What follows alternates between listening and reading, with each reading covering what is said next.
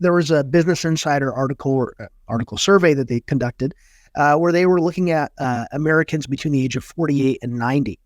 And they were asking them, what is your biggest regret in life?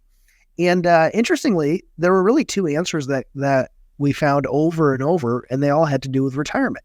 And one of those was not saving enough for retirement. Now, there's a lot of things that people tend to regret. That video that you talked about on YouTube, like, it's interesting how, some of those seemingly just silly things that, like, the younger people would say that they regret, that really just don't matter in the grand scheme of things. Right. And then, like, as the people get older, it just like starts to be like a very sober video where you're like, oh geez, like this is kind of sick. And it's like, it just novels, not joining the Peace Corps. It's like, oh my goodness. Yeah. I mean, I'm in my 30s and I'm just like, gosh, like this is coming for all of us. But, my uncle, he had a recent health scare, and I can't remember a time where he wasn't mad at somebody in the family, where he wasn't on speaking terms with someone. My dad has 9 brothers and sisters, so we have a big family, and and I don't know if it's like that in your family, but word tends to travel pretty quickly when someone's upset or somebody does something. But he had a recent health scare, and he brought everybody in. He apologized. He made things right, and like thankfully he was fine. He didn't end up dying or anything like that. And he's back to really just like not talking to the same people he wasn't talking to begin with. But like stuff like that, like I don't know. I can't imagine being 60 or 70 years old. Now he's in his 50s, but being 60 or 70 years old or getting closer to the retirement years and hanging on to those types of things and not having regret over that. And I mean, if he thought he was on his deathbed, so he wanted to make things right.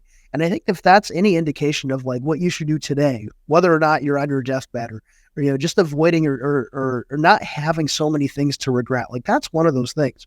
Now, of course, we're talking about money here and not saving enough for retirement is one of the biggest concerns. But there's all types of things that really lead to a happy retirement, and it's not just related to finances. No, I totally agree. And I think that's one of the things that, I know I'm passionate about. Trey is as well. And I know Yelisey, these are conversations that we have all the time. But for us, being the age that we are, 30s and 40s, and being able to look 20, 25, 30 plus years into the future to see, hey, what are the things that people have done to create a successful retirement? What are the things that people have done to create not a successful retirement, et cetera? And I think that's one of the big reasons that we do this show, is because we want to make sure that all of you listening have enough of the information that we see on a daily basis. We'll meet with people and, all over the board, we'll meet with people, and some people are in a great position and have no idea. Some people are in a terrible position and have no idea.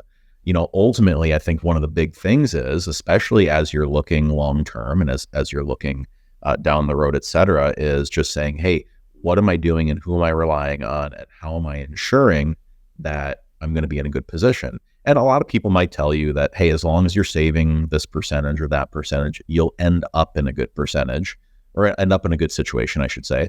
But I think one of the things that people oftentimes miss is that there are tools out there, there are professionals out there that can actually tell you yes or no where you're going to be at and what your retirement's going to look like. This is not an article or anything per se, but I meet with people. I don't know, Yelisey, what do I meet with? Probably 12 to 16 or 17 people per week, as just kind of a first, hey, let's get to know you. People are reaching out and they say, hey, I heard your podcast, or I checked you out on the website, or was referred in or otherwise, and I want to get some information and have you look at my retirement plan and have you go through and kind of give us your opinion. And so we do this all the time.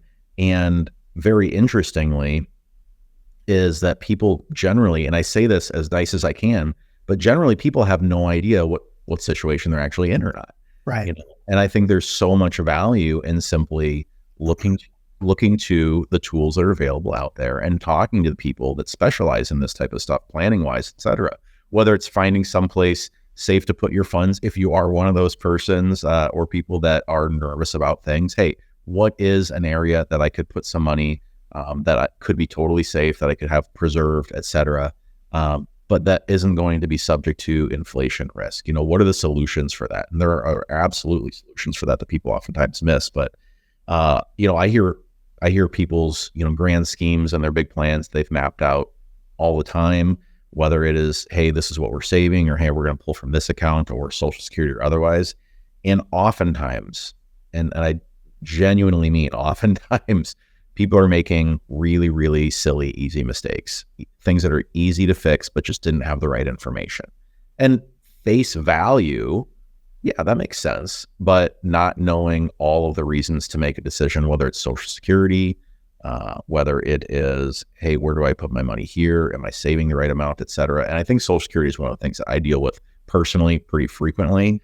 I think, oftentimes when I look at that, it's a matter of who has a larger benefit if you're married. Let's talk about some of those things. One of the very, very common things that I see is, a married couple comes in, and there are some general rules for Social Security, and everybody's plan is different. And if you've listened to us at all, you've absolutely heard us say that, retirement isn't a one size fits all type thing. It's definitely something that is kind of per the individual.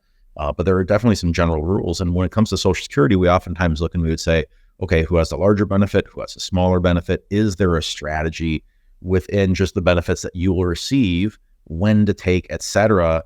And I just had this recently where somebody, they said, well, his benefit's larger, so we'll definitely take his first because that'll help give us more income once he retires. And then because mine's a little bit smaller, we'll delay that. And that way it can still get some of the growth. And so that way we'll have kind of similar benefits when we're both retired. And, again, face value, if we were just having dinner and I, wasn't a Social Security expert, I would say, hey, that seems to make sense. It seems like a good strategy, but it actually couldn't be more wrong. It's 100% the opposite of what they should have done. Because why wouldn't you take the growth on the much larger benefit and take the much smaller benefit early? So there are things like that we see people make mistakes on all the time. I'll see people come in, they've already turned on their Social Security. We'll talk through things. And I'll say, hey, what was your strategy in turning on Social Security, or what led you to make this decision and starting your benefit at this age versus that age or other way, just so I can have some context to, hey, what retirement planning did you go through, et cetera? How did you reach these decisions? And oftentimes it's, I don't know, I just retired, and that's when you turn on your benefit, right? Question mark? A little bit of question mark in their voice. There's always that, like if the voice turns up, there's question in it, like that's what you're supposed to do, right? Very unsure of if they made the right decision or not. Well, you've already turned on your benefit. You can't really go back at this point. A few exceptions. But we see things like that pretty frequently where, just a little bit of information goes a long way, depending whether it's Social Security, whether it's investments, whether it's just general planning or otherwise. So yeah, I think it's one of the things that we like to focus on when people say, hey, let's at least go through this checklist and see, what makes sense for you. And I think that Social Security and Medicare, and there's a variety of other things, but that's an important one to try to get right. There aren't a lot of sources of income that are guaranteed to last as long as you live. Like as long as you're alive, you're going to receive a Social Security benefit. And if you're married, we talk about all of the different things that could contribute to your decision on when and how to file. I talk about taxes all the time, provisional income and how Social Security calculates federal taxes on your benefit. We talk about spousal benefits. I think the most important area that we can discuss is talking about Social Security benefits in terms of survivor benefits, right? Yeah. If you're married, and that's kind of, Ryan, what you were alluding to, we know the cost of living adjustment was announced for 2025. It's announced every October, but it's 2.5%. Right. So it's the smallest cost of living adjustment that we've had in a couple of years based on inflation. Right. If you have $1,000 benefit, if that's your benefit for Social Security, you're probably not going to be too excited about the cost of living adjustment, whether it's 2.5%, 5%, or higher, right? It's probably not going to change your life in any meaningful way, especially since the cost of living has increased. So maybe for you, it's just, it doesn't really mean anything. But if you have a $3,000 benefit, or maybe you've delayed on your Social Security and you're taking it at the age of 70, and you have a $4,000 benefit, right? Which is definitely possible. We see it, right? 2.5% means more for you, right? That's more dollars per cost of living adjustment. Same thing if you delay on your Social Security benefits and you earn those delayed retirement credits of 8% all the way until the age of 70, right? I mean, I guess you don't have to wait each year, right? It's every month that you delay, you get a portion of that growth. Mm-hmm. For you, that means more if you have a higher benefit versus a lower benefit. And I know that, the average benefit right now in 2024, it's only like $2,000, a $2,000 benefit. And I would say that, of course, for some people, Social Security represents a large portion of the income that they have. It might, I think I can't remember if it's like those over the age of 65, I think something like 30% of those over the age of 65 rely on Social Security benefits to meet half of their living expenses, half of their needs in retirement. Right. 30%. So a huge portion. But some of those people rely on Social Security only.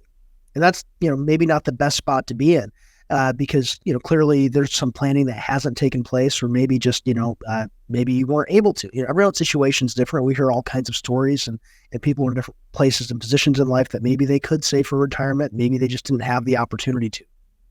So whatever you have is what you have, and you need to make the best decisions with what you have.